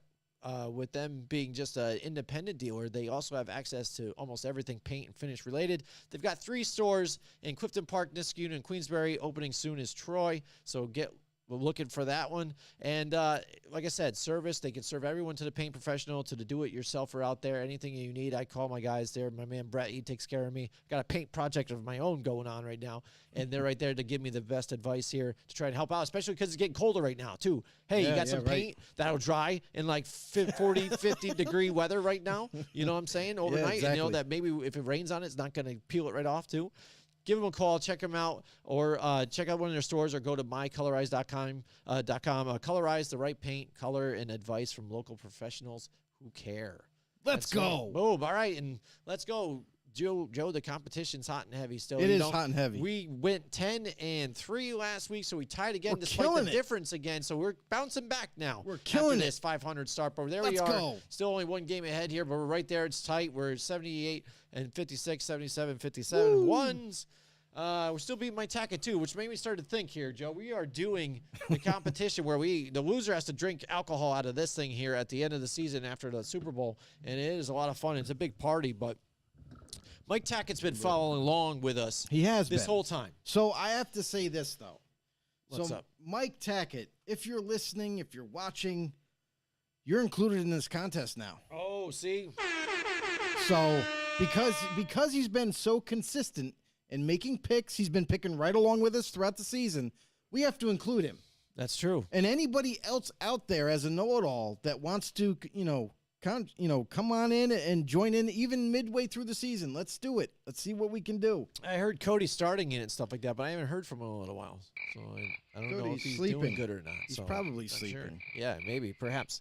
But I was thinking it, Joe. I was thinking we've got two things here, We do. right? Yeah. So maybe, and we got time to think. Okay. We've got, where's the Super Bowl this year? Is it going to be in Miami? I can't remember where it is this year. Oh, man, I'm that's trying a to good remember, one. but I want to say me look it maybe up. last year was Miami. But either way, we do have wonderful sponsors that take care of us. We do. I was Great thinking, sponsors. I was first thinking maybe a Zoom, like have Mike with us during that show. Yes. But what if But- even at best case scenario, we could maybe even travel to Florida Ooh, Florida. for the baby. Super Bowl, and then even and then hang out with them after, Yeah, bud. and the two losers have to drink, whether it's you and me, or you Right. and Mike, or me and Mike, Gotcha, and gotcha, Mike and gotcha, Mike. gotcha. or I like it. yeah, how about that? Get him involved or whatever. And then right now he's got a losing record right now, so that's what I think maybe what pointed me to this when I'm like, how about we get Mike Tackett a little sauce here with one of us? It'd and be the I most think it'd be a lot of entertaining fun. show to watch Yeah, right? of the year. Yeah, people would be excited. I think they would watch that right now. So yeah, they're applauding Definitely right gotta- now. I mean, that's a great idea, right? Yes, But sir. maybe we'll look forward into that. Maybe we'll talk to him and get him involved in that situation, and maybe that would be part of the deal now. Like you said, he's involved in it. He's been doing it every week, so technically he's involved in the competition. So I think he's got to risk something then too. You would think, right? Definitely, definitely. All right, so it is our picks, Joe. Did you find out? Oh, where it's yeah. So the Super Bowl, the big game, will be held at the State Farm Stadium in Glendale, Glendale, Arizona. That's where it was. I knew it was someplace warm again. Arizona, Sunday, bang. February 12th, 2023. Well, what's funny is if Tom Brady's in that one, he can't win there. So it's going to be then I'm going to bet against the whatever, Tom Brady or whatever That's the it. other Just team is. bet. So that's an easy Put one. it in there. That's an easy one there. So here we go. Let's get to the picks. We've got the Atlanta Falcons at the Carolina Panthers. Carolina Panthers had a lucky streak here. They were fighting hard. They fought hard last week, though, still, too. They did. But just could not And- muster out a win here. And the funny thing is, P.J. Walker was a starter, but then went down with injury. Mm-hmm. Here comes Baker Mayfield. Two touchdown passes. He's like, nope, you're not taking my job. I'm coming back. Right? Funny thing is that even though Baker came back last week and he played, he did okay. He got 2 touchdown passes, what have you. But Sam Darnold has now been pulled off the IR. Boom. He is coming back to the roster. And what does that mean for this week? yeah. Will Baker still be the starter, or will Sam sneak in and take it away? Yeah, who knows? Yeah, they give everybody a shot, I guess, right, at this thing still, right? I mean, because, again, Hey. it's no longer Matt Rules. So I'm- whatever, dude. You're not exactly. expected to do much. You're Exactly. the interim coach right now. Let's Imagine- feel it out, see what we have. Imagine this. Sam comes back, and listen, the last time Sam Darnold was the quarterback before his injury was killing it with this team. Granted, they had Christian McCaffrey then too, but Deontay Foreman has been playing admirably well for them at the running back position. If Sam Darnold comes back and starts winning games for the Panthers with what they have now, ooh boy, Steve Wilkes might play himself into a new head coaching gig. Yeah, let's see what they do here. But the Atlanta Falcons, they've been a big surprise this year, too, and playing hard. Yes. Playing hard. So this Very is a tough hard. Divisional matchup here. Carolina's at home, but again, a lot of questions there for me. I think Atlanta's been really rocking and rolling. It's a bad Amazon game again, but I'm going to go with the Atlanta Falcons here on this one. This actually might turn out to be a good game. Let's see. Depending on You know who, what's cool is you get to maybe see more of the Atlanta Falcons. I don't know how much TV time they really get, so get to see them in like a prime time. Well, think It'd be about where pretty we're cool to check 'em out. located. Yeah, You know what I mean? I know, we're- for us, We're you know. Northeast. We don't get to see too many Atlanta Falcon games, but I did watch the Falcons play the Chargers this past week, and I'll say this. Like, they had the Chargers on the ropes. They should have won that game yeah. easily. Yep. But, hey, that's why you play all the way to the end. But, yeah, so for this game, Panthers, because I'm not certain who the quarterback's going to be, like, I honestly would say, like, if Darnold was quarterback, I could easily pick the Panthers. But with Atlanta, I know what they're bringing. Marcus Mariota, Kyle Pitts. Where the hell's been Drake London been? It's almost like he's disappeared out of this offense. But Cordero Patterson is back. Yes. And he made a splash on the scene last week. So I'm going to go with Atlanta as well. All right, we've got the rocking and rolling Seattle Seahawks here, the unstoppable force in Tampa Bay at home Not in here Tampa. now. Not in Tampa. No, this that's is in right. Germany. Again, it's going to be in the German game. Oh, South boy. German. That's why they have it as versus and not at right there. So Tom Brady, how are you going Yeah, to? somebody said that somebody need to get some What are you going to beer do? and What are you going to eat out there, That's Tom? true. Like you got to watch I out. know. The carbs is crazy That's true. out there. That is true. Pretzels. How can you turn down a A lot of Bavarian grease. pretzel? He's probably going to get a chef traveling with him and to make him his stuff that he wants, Make me my avocado ice cream yeah, from exactly. scratch. Yeah, so that's right. It's going to be in Germany. So early 9:30 game. Seattle traveling So a ways early. too here for this one. Yeah. So this could be an interesting matchup. We get to see little Germans get down with some football here, Joe, which they're big. Like Mike Tackett, another guy who knows the German leagues and stuff like that Yep. out there. He shares all their championship games and stuff like that. That's right. They love it. They love the game of football. So what's going to happen here with Tampa Bay? Tampa Bay barely edging out that victory, and it was Wow. stagnant. They were stagnant in that game. Both Again, teams were. Both teams were bad, but again, it's like nobody wanted to win it. But still, the Rams had it the whole time, and then that's when you give it up at the end. You Oh, give man. them that Tom Brady Ugh. moment, and you see how relieved he was at the end of the game. He's like, "Wow!" He's like, I can't believe we we won. just did that. Yeah, yeah. You see him hug Byron Yeah, yeah, Leftwich he's at the like, game. He's "Oh, like, yeah, oh, we did this." is Like, awesome. yeah. Yeah. You never seen Tom Brady so vulnerable before. He's like, "Oh my goodness, this is great something." I'm winning for once. Huge sense of relief from Tom Brady. He's like, oh, with the divorce, with all my world crumbling down, I needed this. Yeah, I mean, Seattle, it's been a good, feel-good story again for Geno Smith again. It would be Yeah. great. I would love it if the Seattle Seahawks could come out of here with a victory again, but I think I'm still going to just roll with Tom Brady and the personnel that they got stuff here, and Mike Evans, and so I'm going to go with the Tampa Bay Buccaneers on this one. Yeah, I mean, with Tampa Bay, like, and this is the thing, and this is what's scary. This is kind of what is letting teams in all the games against Tampa Bay is because Tom Brady doesn't have the best offensive line anymore. Like, they're deteriorated on the inside of that offensive line, which is the worst spot for Tom Brady because does not want any pressure up the middle on him. So, and the crazy thing too is Mike Evans. What are you doing, bro? Like, why are you dropping footballs when you're open? I mean, I don't know what's happening with Mike Evans either. Like, he's a different player all of a sudden. And not to mention Chris Godwin, formerly like one of the best receivers you could see on his way being labeled as one of the best in the league at what he does. But man, returning from ACL injury, he doesn't look the same either. So this team, this offense doesn't look that great. They're heavily injured on the defensive side of the ball, and it's still going to continue coming into this week. Seattle, on the other hand, they are much healthier. I love the playmaking players that they got on defense. Very young group of guys. And Geno Smith, I can't believe how well he's playing this year. But he's making it happen. And the emergence of Kenneth Walker III, the rookie, the running back. Look for the Seattle to ground and pound Tampa Bay. And I think Seattle's going to come away with the win. Oh, nice. Excellent. All right, we got the Minnesota Vikings and the Buffalo Bills here. Now, this is going to be a tough one, too, because, again, we're hearing the news about Josh Allen being day-to-day with his injury. Minnesota, again, in these tough games, again, they're still, they got the record that they do, but some of these teams that they're playing in, good teams, you think you should be able to stop some of these guys better than what they have been. They've been barely edging out and having these comeback victories. Right. But really, it's been kind of like a bonding experience for these guys. You keep seeing the parties that they're having on the planes and the locker rooms after the fact, after these wins. So I think it's really having them gel together as a team with the new coaching staff and stuff like that. Yep. And they stick into the same formula. Run the rock with Dalvin Cook, and then get it to the explosive players that you have here on the offense. So. And defense, like you said, in multiple weeks, that has been playing good and keeping these guys in this game to be able to pull out those victories here.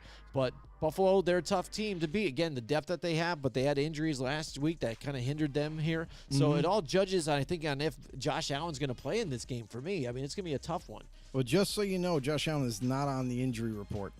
So that's a very good sign. It's a good sign. He's not even on the sign. He's not even on the report. So it doesn't seem like that elbow is bothering him too much.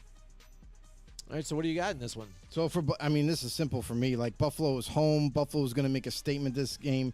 I think regardless of who's that quarterback, I got the Bills in this one. All right, here. So, yeah, I guess, again, I'm watching it day to day, but I think Buffalo, I like what they've been doing. Again, despite injuries, they've been doing well. So I will they're say going to this, start to though. get some of these guys back. Last week, the Bills were vulnerable to the run. Mm-hmm. And the Vikings do have Dalvin Cook.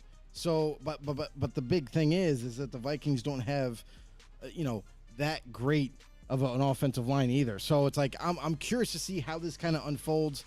I look for the Bills. If they're smart, they're going to double team Justin Jefferson. Yeah. I mean, that would be the smart thing to do. You have the depth, you have the pieces to do it. Single up Adam Thielen because he's not the same guy that he once was. Yep. He's getting older, and let's see what the Bills can do against this Vikings team. Mm-hmm. All right, next we've got the Detroit Lions who pulled out that victory against the Green Bay Packers here. And the Chicago Bears, Chicago Bears, been putting up some offense here, especially with the quarterback, with running the running. The ball, he's got running the ball Jesus. like crazy here. But again, still not turning into some victories for them. Detroit, they're a tough team to gauge here too. This is going to be a tough divisional matchup here. But I think they've just been putting up more offense, so I think I'm going to roll with Chicago here at home. Yeah, I mean, this is definitely a toss-up for this matchup. Right. The Bears, however, are extremely weak on defense now. They got rid of Roquan Smith. They traded away, Robert Quinn, both two big-time players. And I wonder, with the fire sale that they had on the defensive side of the ball, like, how are you going to keep teams down long enough for you to – so this is a scoring affair, really. I look to see if Detroit can continue their continue their success from last week. I mean, look at what they did against Green Bay. Like, I get it. Green Bay is, but that's a divisional game. I expect it to be close. But I'll tell you what, the Lions defense looked really impressive last week. I know it was against Green Bay's offense, but hopefully they can continue it. I'm going to go with the Lions in this one. All right, here we go. We got the Denver Broncos coming off their bye week, right? And then we got the Tennessee Titans, who, again, should have won that game last week against, what was it? The Chiefs, right? Was it Chiefs? Yeah, the Chiefs. And, I mean, they again were playing that game where they were doing everything right for so long. And then, again, when you have the last few minutes and you have the ball in your hand, this is what I don't get. Like, he might be a running back, but your star player should not be on the sideline, I think, in those key moments where it's win or lose. You know what I mean? You can keep running with him because he's been able to get first downs with running. So you saw he was mashing people over. So he could have got a first down with a run. You know what I mean? And even in the passing game, whatever, you can still get it to him. You got to get him involved whatever the time frame might be. Don't change the game that you've been doing. You've been doing those, even with him in it, they were doing the RPOs or even the read options to where Malik Willis was keeping it at times too. Yeah. That's out the window in that 2 minute then. I mean, honestly, I think they should have done that, though, still. Right. I mean, if you have Derrick Henry on the sideline, we kind of talked about it off the air, you're basically saying, okay, we are going to pass. Like, we're never going to threaten the run. We're never going to threaten utilizing Derrick Henry. So you guys can just play the deep ball, play the run, or play the pass, and you got it nailed. Because my thing about that game is at the end of the game when they started to let things slip away, Treylon, you're asking a lot from Malik Willis. You're asking a ton from a rookie quarterback who hasn't been in this situation in the NFL before. It's chaos in Kansas City. Like, the fans are going nuts. It's very loud, very, disruptive for him to try to communicate. And why aren't you simplifying the offense? Why aren't you giving him high percentage throws, slants, crossing routes, drag routes, hitches to the tight end, just to kind of get the ball moving a little bit? And then if you keep Derrick Henry in there, what's to say to have him do like a swing route? And if he's in trouble, he can just dump it off to Henry, let him run. Because honestly, Chiefs were so worried about the deep ball that they played everybody deep. So if you do that and have Henry swing out, give him the ball, see how far he can run. Right. You know what I mean? So I just think that it was poor execution by the offensive coordinator and play calling, having a rookie quarterback, asking too much of him, and for God's sakes, you can't have your best player on the offense sitting on the sideline when all this is happening. Absolutely, and that defense was doing so good and locking him up, locking up Patrick Mahomes. They did such a phenomenal job. He couldn't pass to anybody where he had to put the game literally on his shoulders and do it all for him. But here we go. If they get them against the Denver Broncos, I'm not impressed at all what the Broncos have been doing even after a week of rest. Tennessee at home has really shown that they've been really tough here and strong, and that fans are still behind them. If that defense shows up like they did this last week, and again, Brian Tannehill's still going to be out, I really like what Malik Willis has been able to do here, and it adds that different type of look to their offense, the extra threat that he might run or whatever. And I think some of those throws were his fault. It wasn't like, like with Lamar Jackson last week was throwing behind his receivers. I don't know how many times. These receivers are just weak. I wish he They don't had have a guy. receivers. I wish he had a guy like A.J. Brown there still, too, because there's so many drop balls within those passing plays. They could have easily got the first down still and drove down and won that game if the receivers could catch. Yep. But they didn't. Exactly. You know what I'm saying? So it hindered her. But here's the I thing. like the Before Tennessee Titans in this all right, one. I was just going to say before you make your pick, No, I I'm wanted good. to tell you this. But Treylon Burks is making a return this week, so they're going to have some. Even though he's a rookie, he actually was playing pretty well early on in the season. He's making a return from injury, so he'll be there this week. Ryan Tannehill is not on the injury report, so it looks like maybe he'll be starting back again. So they're going to have their guys again going up against the Denver Broncos. Broncos have a decent defense, but their offense is putrid. It is terrible. Russell Wilson, I don't know if it's because he's learning. This is a new offense for him with Nathaniel Hackett, or if Nathaniel Hackett is just that bad of a coach, because it seems like they haven't been able to put points on the board. And for Denver, because they're still struggling in that category, I think you got to travel to Tennessee. You got to play a team that is on the rise now. I mean, listen, Tennessee, we thought they were down and out early in the season. They weren't playing very well. Now it seems like they're turning the corner and starting to get back into this playoff race. So I'm going to go with the Titans as well. All right, next Our up. next game. Let me just tell Go you. ahead. The next game is Jacksonville at Kansas City. Any takers on the Jaguars? Anybody? I don't know. They're looking better. I don't think so. They played a bad team in the Raiders that don't have a good defense. Honestly, like they should have lost that game.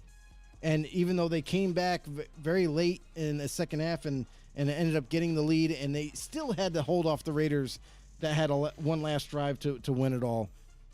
That was not even supposed to be close. So Jacksonville, you got to deal with in Kansas City. You got to deal with the Chiefs that are very, very good at home, and they are high-flying offense. The Chiefs, they are going to welcome you with open arms because they have the upper hand on you. I don't think anything different is going to happen in this game. I can't imagine the Chiefs losing this. I'm going the Chiefs. Yeah, I like the Chiefs in this one too. Again, and it seems like to me like they always play in the Kingdom. Like, do they ever do away games? It doesn't it feel like that? It always feels like they're home. Yeah, they're always home. It always seems like it. But again, yeah, I think they're going to play well there too. They've got the personnel. Jacksonville's still trying to grow into their own. So yeah, I like them at home. It's Cleveland Browns and the Miami Dolphins. Miami Dolphins really turning up the heat, Joe. And Tyreek Hill like what you did there. Crossed 1,000 yards already. Look at that. The difference, the addition that he has made to that offense. And despite that, they're still getting into Jalen Waddle too, and everybody else, and still mixing it up here. And playing here at home with Cleveland, they just can't wait until they can get Deshaun Watson here. You know what I'm saying? And they've already given some nice, I think he even already said thank you to Jacoby Brissett. Like, thanks, man, you've done a great job for us. So they're already telling him goodbye. Like, oh, thanks, see you later. And it's not even time yet. So we're still getting there. He knows it though. Yeah. He knows. I know, but I mean, Cleveland again, they're just going through whatever they can to wade the storm. But I don't think it's enough to beat the Miami Dolphins. Dolphins are red hot now that Tua is back as the quarterback. Listen, despite I know he gets picked on because he doesn't have the strongest arm or what have you, but man, he's making plays. Mm-hmm. I mean, he is delivering the football to his players, and whether it be the most accurate pass or not that accurate, he's giving them opportunities to make the plays, and they're coming down with the ball. So this team with Tua is way more dangerous than without. Miami, and their defense kind of thrives off of this too.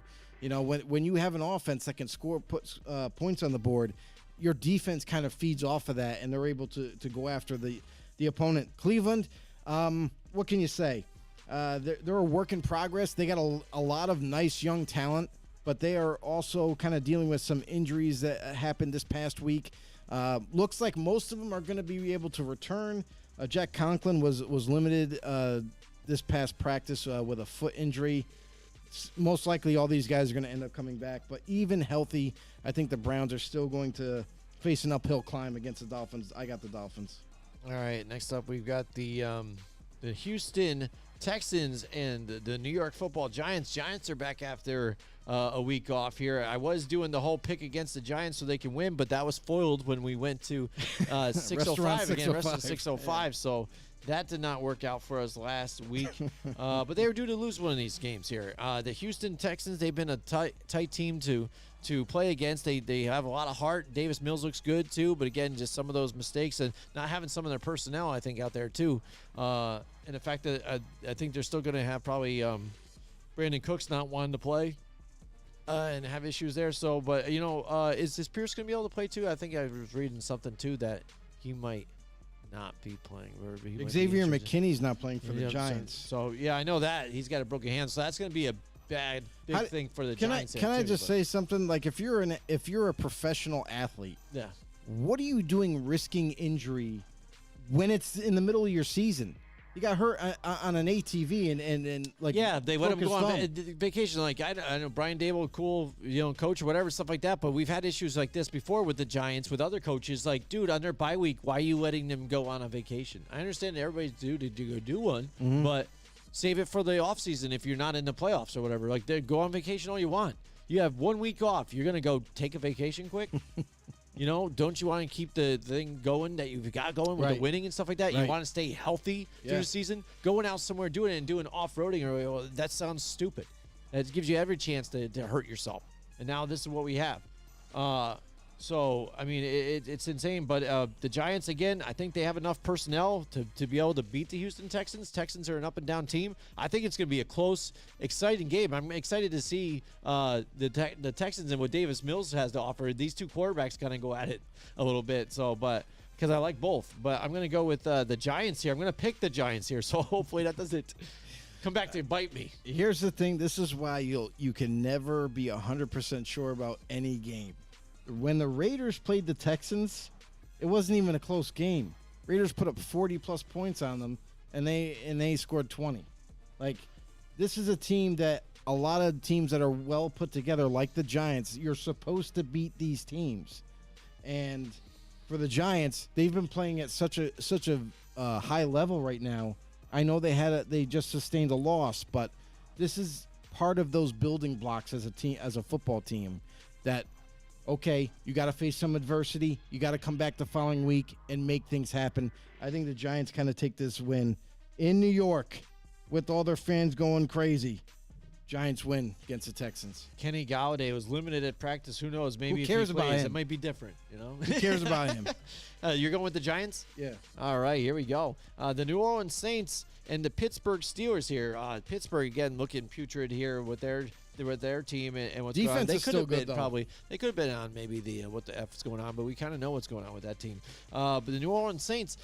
Is it me, Joe, or did last week, again, whenever I saw Taysom Hill in the game, it just seemed like the offense moved a little better? I mean, it just kind of did. Maybe they should have done it a little more. They ran the ball. I mean, he didn't throw. He's not a quarterback. No, he did. He did throw, and he connected. You know what I mean? It's like it just seems like it's just a different type of thing that teams that have to look for. I mean, mix it up a little more. It seemed like the offense just moved a little better. 9 times out of 10, all they do is run with Taysom Hill. It's not even that surprising. Yeah, they but throw it was very older. few times. Very few times. But I'm just saying, last week it was effective, and then Andy Dalton out there just missing some of his targets here. He had an easy touchdown, just threw in a different spot. I don't know if it was miscommunication with what the wide receivers are supposed to do on that one, but again, they had a chance to win, and they couldn't get it done. So this is going to be a shit show of a game, I think, here too. I really could care less who wins this one. Pittsburgh at home, who knows? It could be tighter there, but I think I'm going to go with the Saints on this one. Why not? Let's go with the Saints on this one. Yeah, I'm going to go with the Saints because I think that I like the defense better for the Saints this week. Yes, they're still working on getting healthy. I don't know if Marshawn Lattimore is going to be able to return this week. I know that he's been kind of out for some time. I'm trying to take a quick look here. If only Actually, the Pittsburgh Steelers the can get only the guy offense that's going, on the injury report is Andrews Pete. There you go. He's the only one right now. So maybe, possibly, they're going to get all these guys back that have been sitting out with injuries. And if that's the case, then it's even more swinging towards the Saints for me. I don't like their offense really because they still don't have all their pieces. But Chris Olave has been lighting it up as a rookie with Andy Dalton slinging the ball to him, and it's tough to stay with that kid. Defensively, I think this is going to be different because these two opponents do not face each other very often at all. So it's going to be early on in the game. I feel like it's going to be really close, and then maybe in the second half it's going to start to open up and Saints kind of get the ball rolling. All right, we got the Indianapolis Colts and the Las Vegas Raiders. Here we go. Two of the teams that we were asking, WTF, what's going on with these guys? Somebody's got to come out of here with a win, maybe. Yeah, I mean, because we also I think it's going to be a tie. Get the tie. I think it's going to be a tie. What's going to happen after that? Last week we talked about McDaniel's blowing up on the sidelines with Carr and then the team in disarray. The Colts now with Jeff Saturday, are they going to feel energized under Jeff Saturday now and come out of here with a victory? I think Jonathan Taylor is not going to be able to play in this game too. I think they were saying that he was injured, so that could be a difference maker here for the Colts. So again, he'll be back. He'll be back. I'm going to lean with your Vegas Raiders here on this one, just because I'm not sure about the Saturday thing. I'm intrigued though. I'm intrigued by this game, so I'm going to do it. What the hell? What do you got to lose? Yeah, I mean, listen. I'm gambling on Vegas, baby. Let's go. The only thing that I'll say is that the Raiders, one thing that they've been good at doing is putting points on the board in the first half. Right. Hopefully things get corrected for them this week. I mean, I was hoping for it to happen week 1, but with Josh McDaniels, and here's the other problem that you have with this game is because there's a rift between the players and the coaches. I'm not really sure they're going to be hitting on all cylinders this week. The Colts, they're also another team that's like that. They have a backup quarterback trying to make things work, and they don't have all the receivers, so it's like this is a very difficult game to pick. But whenever I face difficult games to pick, I usually go with the home team. Yeah, I'm going to go with the Raiders once again. Why not?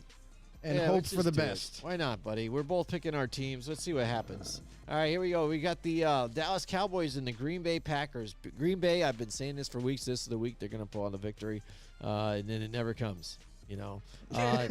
Dallas, they're a tough opponent right now, and there's a lot of talk about trying to get Odell Beckham Jr. That's all I've heard this week. It's like they have asked every single player in the Dallas Cowboys, including even Jerry Jones. Jerry Jones always going to tell you the same thing. All the other players are going to tell you, hey, yeah, of course we would like to have Odell Beckham Jr. Of course, bring him right? But they've been doing well without it. And Dak Prescott's back here healthy. Tony Pollard's been lighting it up for them. And that defense has been pretty stout for them, too. So, again, if this is the year that they always talk about every year, that we're going to make the playoffs, we're going to go far, this is probably the best year to do it. Because, again, your division is the toughest, or is the best division right now in the league, or at least in the NFC. So it's a good chance that these teams here are going to make the playoffs in a good playoff run and play some of these other lower tier teams that just barely skim backdoor into the playoffs that are definitely beatable and not as strong as they once were. So speaking of which, they're playing the Green Bay Packers. Even though they're at home, I'm not really afraid of the Green Bay Packers in this one. They haven't shown us anything. I would be delighted if they could pull out a victory here. Yeah, it would be cool. It'd be pretty amazing. But I'm going to go with the Dallas Cowboys on this one. It's the smarter bet, I think, at this point. And we've had a lot of question marks about Green Bay, like what they're going to be doing going forward. Romeo Doubs, one of the kind of bright spots of this offense, goes down with injury. He's not going to be available. Aaron Jones, Alan Lazard, even though Alan Lazard's been out there most of the time, it just doesn't seem to, work into some points on the board. Yeah. So it's like I'm questioning like what is going on offensively with play calling, with your personnel. Like, what are you doing differently? And then you also have to remember Aaron Jones is now gone due to injury. So this Green Bay offense, I know it sounds funny, but they could take another step backwards. Yeah. And maybe not do much of anything this week. Defensively, their defense might keep them in this game, but I think Dallas Cowboys, they got too much firepower. They got too much going for them. And against Green Bay, it's a team that they got to beat, so I'm going with the Cowboys. Like I said before, they've been pretty good against the pass, but terrible against the run really so much. And, too, you got Tony Pollard and Zeke Elliott back there. I think that's it. The Cowboys run their game and stay just to keep it run and then, effective on the pass. They've got it all day. All right, here we go. We've got the Arizona Cardinals and the Rams, another two teams here that were both on that list too.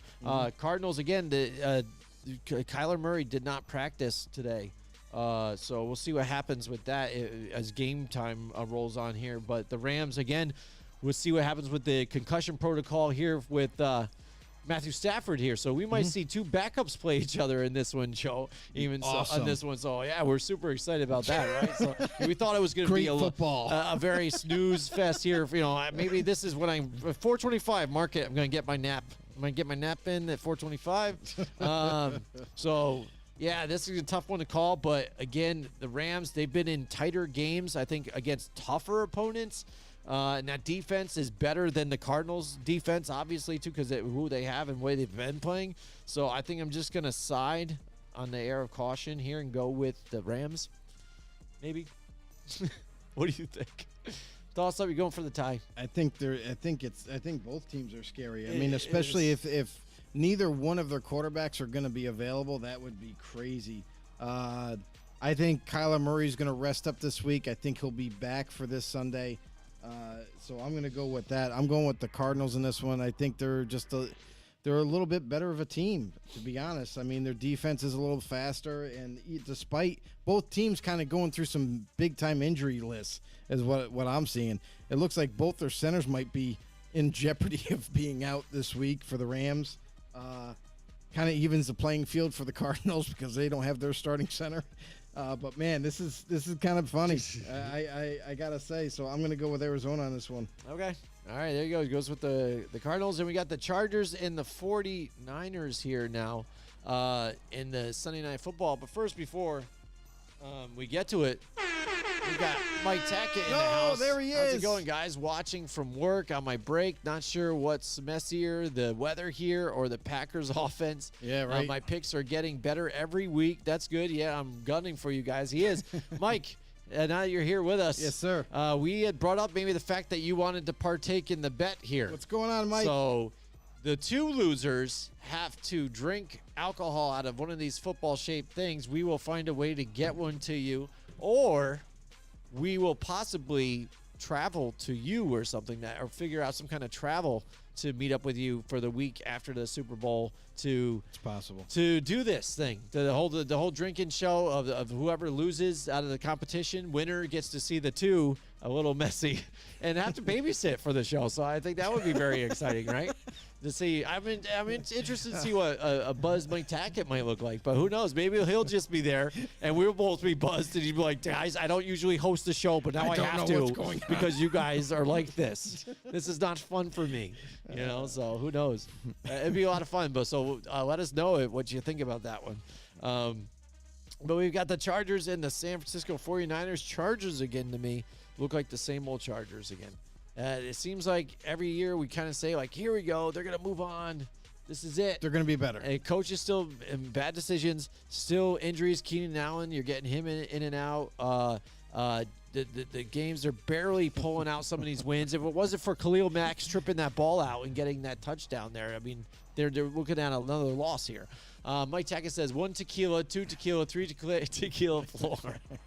Exactly, man. So there you go. So, I mean, I think it'll be a lot of fun. Who knows?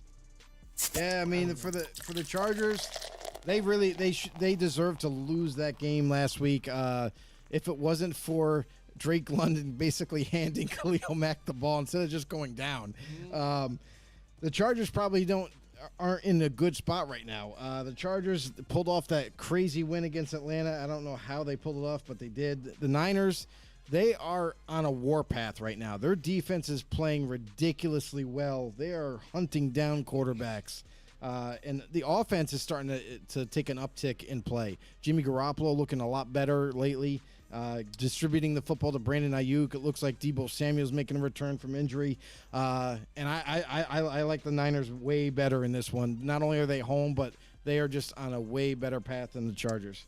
Yeah, and the addition of Christian McCaffrey finally showing its way through here. The first week, not so much, a little bit, but then the last week you really saw it and what he was able to do. offensively, like it was sick. Didn't he have like a passing touchdown, a rushing touchdown, and a receiving touchdown too on top of it, or something like that? It was something ridiculous. Funny thing about that pass is it wasn't going to Christian McCaffrey. Yeah. It was going to George Kittle in the back corner of the end zone. That's what I thought, because I looked at it and they look at the catch. I'm like, but his athletic ability was ridiculous. He got way up there to catch that ball. Yeah, I was looking at that. So yeah, we're in agreement on that. Because I was gonna say, dude, because I didn't think that was going to him, but what a spectacular catch, though, right? It was to go awesome. Up and get it. So yeah, I'm gonna roll with you too as well, just because again, altogether, it looks like they're starting to hit their peak. Where the Chargers again, very confusing and left confused about this team. The Washington